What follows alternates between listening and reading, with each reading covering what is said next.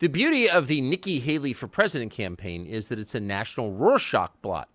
If you have any interest at all in the condition of the United States or its future, obviously you are passionately, by definition, opposed to Nikki Haley becoming president because she has no interest in the United States or its future. But if you are completely bought in to the class of people who currently run the country and who are running it into the ground, then you're all in on Nikki Haley because she's, in effect, your puppet. So it's really interesting to see people's reaction to this campaign. And most telling of all, pretty much every permanent fixture in Washington is either supportive of Nikki Haley or isn't saying anything about it. And that brings us to our next guest. He is Senator Rand Paul of Kentucky. And as he assessed the presidential race, his reaction was the following. This is a paraphrase, but it's basically what he said. He said, I'm not exactly sure who I'm for. I know very well who I'm against. I'm against Nikki Haley. So against Nikki Haley that, on principle, not personal, that he announced a new movement called Never Nikki. Here it is. So I'm announcing this morning that I'm Never Nikki. And if you go to nevernikki.net, you can let her know that you're not a supporter either. I don't think any informed or knowledgeable libertarian or conservative should support Nikki Haley. I've seen her attitude towards our interventions overseas. I've seen her involvement in the military-industrial complex, $8 million being paid to become part of the team. But I've also seen her indicate that she thinks you should be registered to use the internet, that people posting ideas anonymously. I think she fails to understand that our republic was founded upon people like Ben Franklin, Sam Adams, Madison, John Jay, and others who posted routinely. For fear of the government, they posted routinely anonymously. So I'm announcing today I'm Never Nikki. You can go to nevernikki.net and sign up and show her that you're Never Nikki also. So it's one thing to find Nikki Haley distasteful, to acknowledge that she's a bloodthirsty feminist harpy who should be nowhere near power. Most reasonable people have reached that conclusion.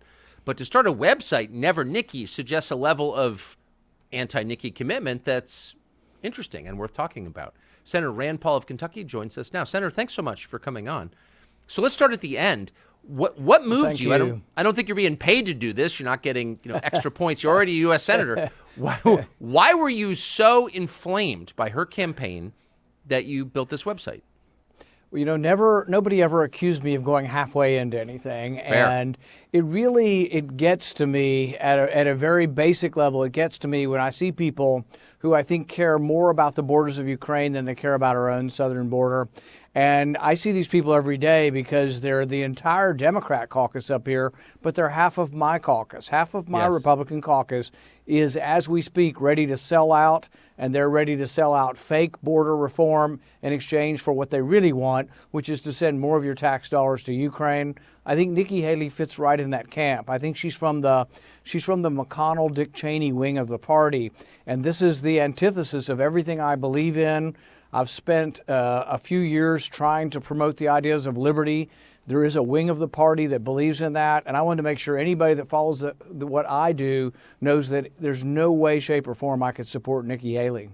So obviously you're not increasing your contributions from the defense industry by attacking Nikki Haley. So I'm just guessing Raytheon's not paying you to do this. They're on her side. So it's purely a passion project for you.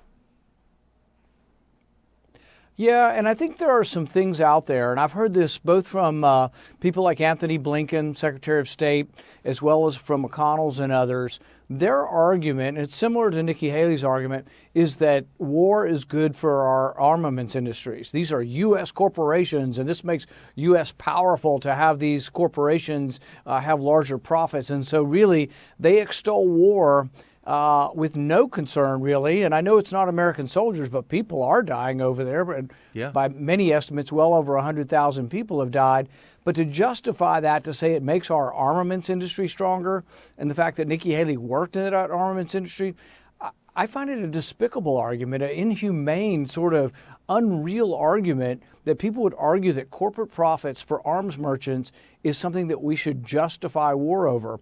And it just gets to me. I just think it's a reprehensible argument. I told Anthony Blinken that. I've told others that this is something that, it's one thing to say, I told him, I don't think it was Blinken, it was one of his underlings the last time in a committee. I said, try to go back to the liberation argument. At least talk about someone's freedom instead of talking about the profits that this will bring to U.S. arms merchants. They got mad at me, but, somebody's got to say it. Well, I mean, as an American, a patriotic American, you want to believe that your country is a force for good.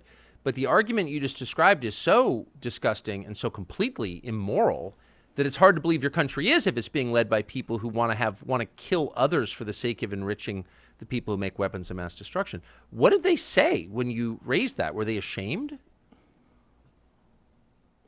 They're taken aback that someone dares to challenge them.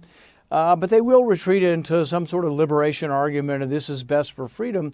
But I guess when I look at the situation over there, I think I think it makes our national security more vulnerable the more we go into debt. And I think debt's the number one threat. And Yes. Another $60 billion is a significant amount of money. We've already sent $100 billion over there. I don't think there's sufficient oversight in it. But I also think the longer we send money, the less likely there is to be a negotiated settlement. So it will mean thousands of more lives lost. It's not that I'm insensitive to the war. I actually am very sensitive to people dying on both sides. I'm not sympathetic to Russia. Russia invaded. They're the aggressor. My sympathies are with Ukraine. But at the same time, I think Russia occupies a portion that they're not giving up, and Ukraine does not have the ability to remove them from eastern Ukraine. The commander-in-chief of the Ukraine army said recently it's a stalemate. Zelensky's everywhere around the world. He's got time to be in Vogue magazine, him and his wife. He also has time to jet off to Argentina. And look, I'm fascinated by the new president of Argentina. I'd like to go too. But if I were in the middle of a war, I would think it might not be the best time to go to a post-election party all the way halfway across the world. But Zelensky, I really think that there are other problems here too. If people talk about whether or not our aid should be conditioned, well, you'd think they talk so much about democracy, maybe it ought to be conditioned on that the country receiving the aid ought to have elections.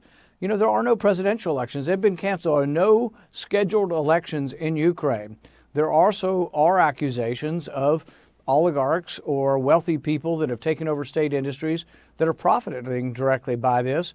Some of our money's going to there was I think 60 Minutes showed like a women's bags, clothing and bag store getting grants from us, like small business loans to Ukraine. We're paying for their government workers. We're paying for their pensions, for goodness sakes. But this is something that Nikki Haley is all in on, and clearly the rest of the pack has separated themselves from her on this.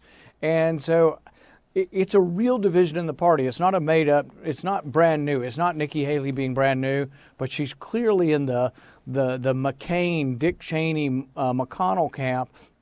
These are the big government Republicans. These are the people who never met a war they didn't love to be involved with, and they somehow think they're going to make the world or remake the world in our image, and they fail to, I think, acknowledge failure after failure after failure.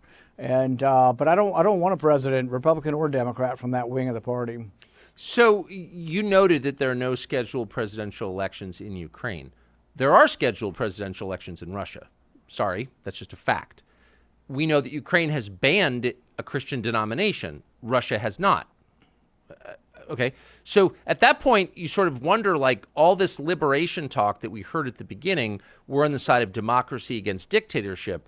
We're on the side of the country that banned a Christian denomination and canceled elections. Clearly, we're not on the side of democracy, obviously. So was it always about the money, do you think? Like, what is this exactly? What was the motive that drove our leaders to destroy, the global economy? The thing, it's somewhat perplexing.